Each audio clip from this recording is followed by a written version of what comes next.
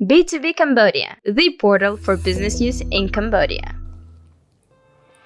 This is Sarvanaz with B2B Cambodia, and today we have a very special guest, Ms. Yuki Aizawa, a visionary leader driving change at the intersection of technology, sustainability, and gender equality. As a co-founder and co-CEO of RINNE Technologies Consulting, Ms. Yuki-san is transforming industries with blockchain solutions that promote environmental sustainability and social inclusion. Thank you so much for joining us, Ms. Yuki-san. Could you tell us a little bit about your journey going into tech sector and the start of RINNE Technologies and Consulting? I went into a tech sector industry by, I would say, more serendipity, accidental way. I started working in the Islamic finance media company. And of course, that's history now.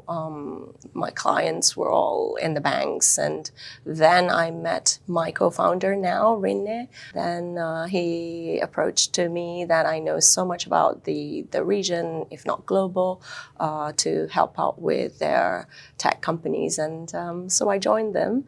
And now, since then, more than 10, 15 years ago, we started to look at blockchain. And when financial sector usually are the most, I would say, skeptical about any new technology or new things that come at their face. So now we have established our company with blockchain-backed solutions, and people are throwing themselves at anything emerging tech, right? A combination of blockchain, AI, and all of that is mainstream. I believe that RINNE also focuses a lot on environmental impacts and social issues. Can you maybe elaborate a bit about how you align with ESG and CDC goals? Our company ethos is always about innovation for the good. We want to do societal good. So we're looking at our first product was more of digital workflow automation, and we are supporting the professional services like auditors, accountants, corporate secretaries. And that product idea came through the COVID because we couldn't get files during those lockdown, and we said, like, why not? Professional services too has to evolve. I think product development is also about timing as well. So ESG is a big word, but we do product development with solution in mind and back to what we can do that is win-win in terms of doing purposeful good things for the planet and the society. That's always been the core. And the second product that I'm really passionate about is more of a financial inclusion. We talked about this in my role. I'm also empowering women to use technology, and so many of these MSMEs can utilize these tech tools efficiently and scale their businesses. And part of it is that my product is really honing into this. How would you say they can further utilize blockchain to benefit even not just small but even bigger companies, right? I think the understanding of how to use the technology is very important. And how would you say your services really help them overcome this?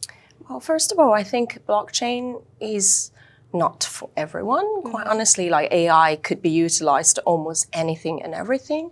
Blockchain, I think, has many use cases, from public to private to even small. It is ethical, it is responsible. I was mesmerized by the Islamic financing system. And we thought, okay, this should be more for the wider audience, or let's call it participants. And why don't we utilize blockchain and really to utilize that democratization? And it's still at the infancy for us, but we are going to go scaling, helping those that are not included as of yet. for the MSME sector. So. And you talked a little bit about your role in tech as I believe your role as AIPAC Director of Women Tech Global Women Movement.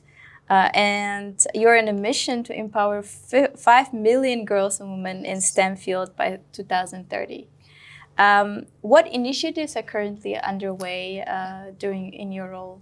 What we are doing is to look at 4 pillars: gender inequality, gender parity, far to go, and from education all the way to board level female leadership. So it has a lot of work. So we look at 4 pillars: advocacy, we look at education, we look at businesses, which include startups. So how can we help female-led businesses? Is it the capacity building, literacy, financial literacy, more for the micro SMEs or startups?